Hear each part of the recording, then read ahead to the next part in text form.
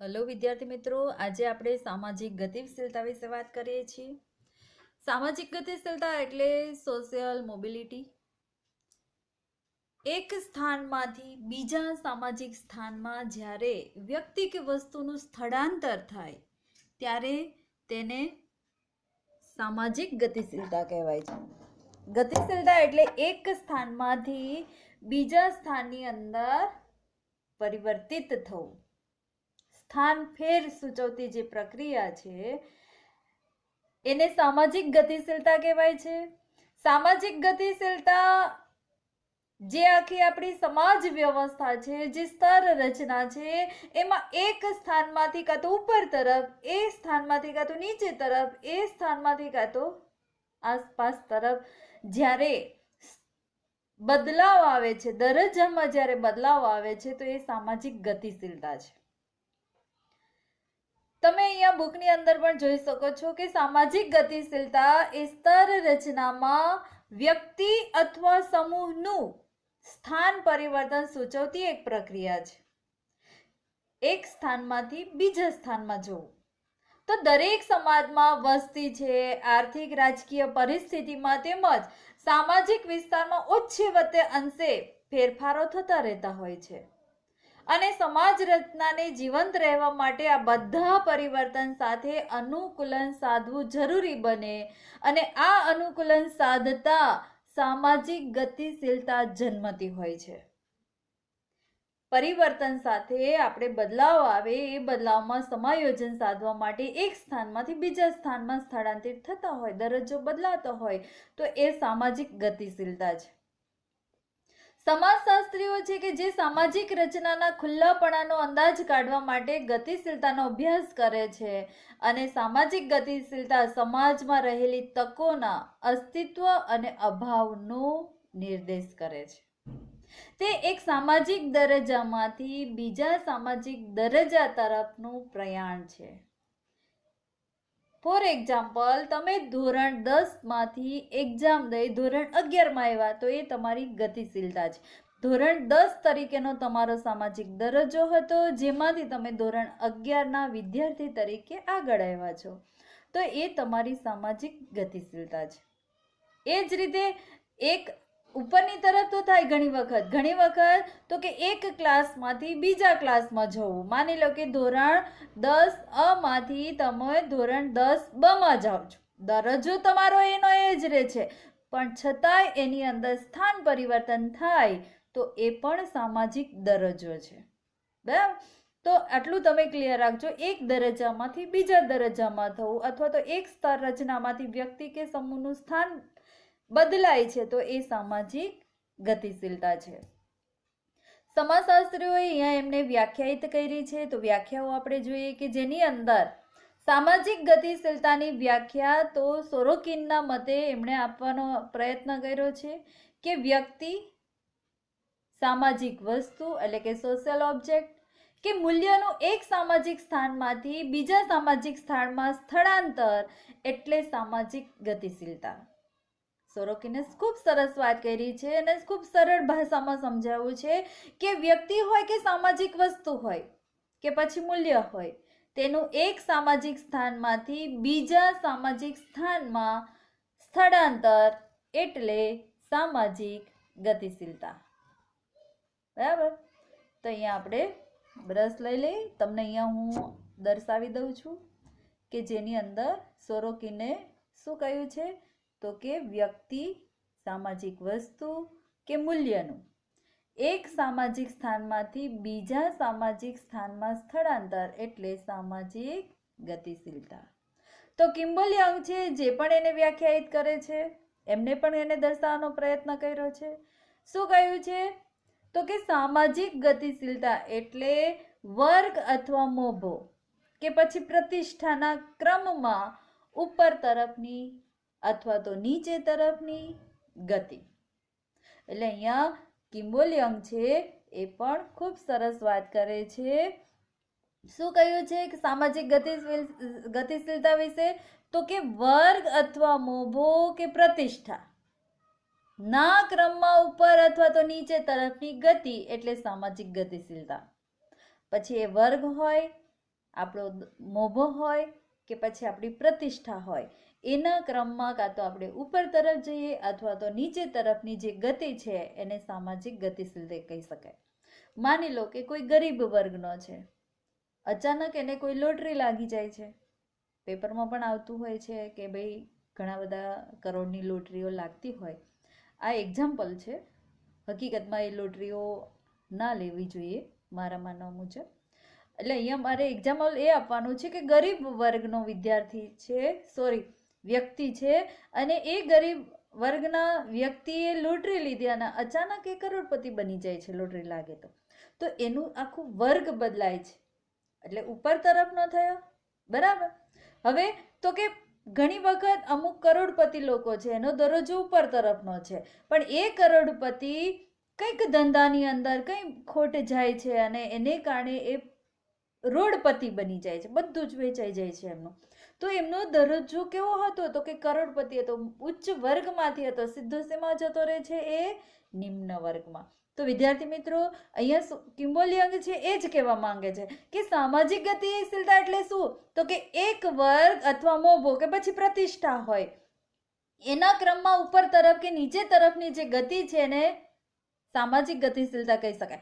બીજું એક એક્ઝામ્પલ આપું કે ભાઈ કોઈ એક અધિકારી છે, ખૂબ પ્રતિષ્ઠા છે એની, ખૂબ નામ છે, મોભો છે, ક્લાસ 1 અધિકારી છે, પણ ક્યાંય ને ક્યાંય કરપ્શન કરે છે, કરપ્શનની અંદર રંગે હાથ પકડાઈ જાય છે, ત્યારે એનો દરજ્જો મોભો બધું જ નીચે જતું રહે. એને લાંચીઓ એવો શબ્દ મળી જાય. અધિકારી છે જેનું એનું આખું લેવલ છે એ નીચું જતું રહે, એની માન પ્રતિષ્ઠા મોભો બધું નીચે જાય છે. તો એ પણ સામાજિક ગતિશીલતા છે. એટલે કિમ્બોલી અંગે અહીંયા સરસ રીતે આપણને સમજાવવાનો પ્રયત્ન કર્યો છે કે સામાજિક ગતિશીલતા એટલે વર્ગ અથવા મોભો કે પ્રતિષ્ઠાના ક્રમમાં ઉપરની તરફ કે નીચે તરફની જે ગતિ છે એ સામાજિક ગતિશીલતા છે. અને ટૂંકમાં આપણે કહેવું હોય તો કહી શકાય સામાજિક ગતિશીલતા ચડિયાતા કે ઉતરતા ફેરફારવાળી સ્થિતિ છે જે સ્તર રચનામાં વ્યવસ્થાના એક સ્તરમાંથી બીજા સ્તરમાં લઈ જાય છે. તો સામાજિક ગતિશીલતાને સરસ રીતે આપણે સમજી શકીએ એ માટે એમના લક્ષણો છે વિદ્યાર્થી મિત્રો, 3 લક્ષણો છે, જેની અંદર એક છે સાર્વત્રિકતા, નંબર 2 માત્રામાં તફાવત અને નંબર 3 દરજ્જામાં બદલાવ સૂચવતી પ્રક્રિયા.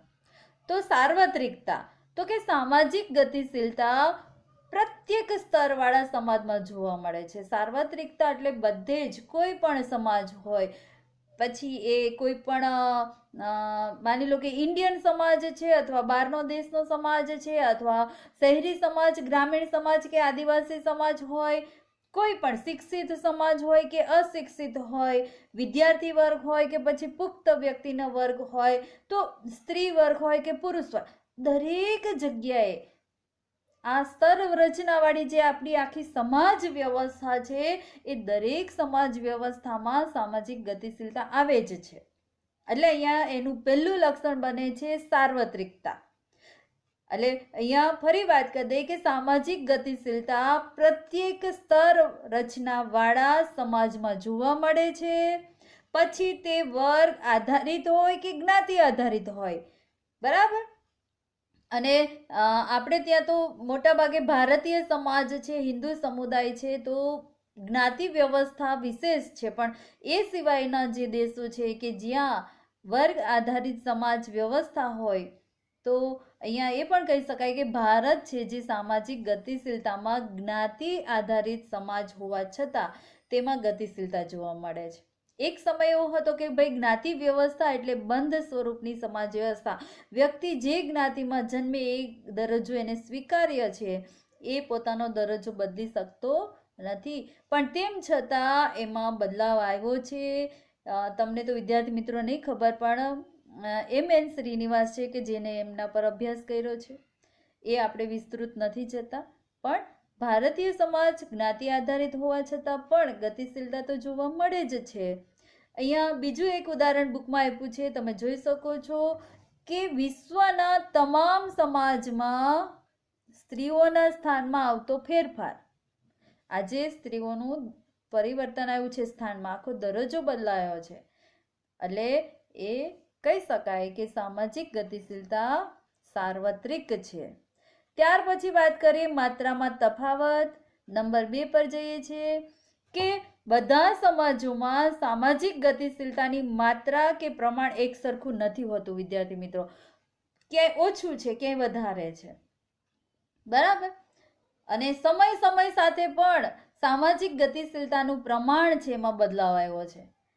મધ્ય યુગ હતો તો ત્યારે ઓછું હતું, શિક્ષણનું પ્રમાણ ઓછું હતું, અને આજના વર્તમાન સમયની જો વાત કરીએ તો સામાજિક ગતિશીલતા ઝડપી થાય છે.